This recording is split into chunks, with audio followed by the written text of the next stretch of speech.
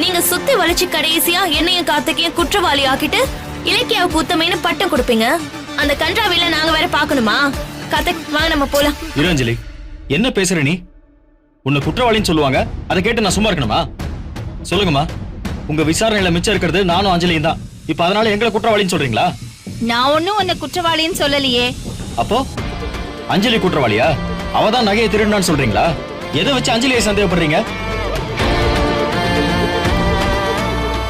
கார்த்திக் அதுல நமக்கு எதுக்கு? இதுல இலக்கியோட வேலைதான். அடுத்தவங்க உரிமையையும் வாழ்க்கையும் புடுங்கி திங்கறதுல சில ஜென்மங்களுக்கு அப்படி ஒரு சந்தோஷம். இந்த ஈன புத்தி இலக்கியோட பேச்ச கேட்டுக்கிட்டு அத்தையும் ஆடுறாங்க. நீங்க வாங்க நம்ம போலாம். அஞ்சலி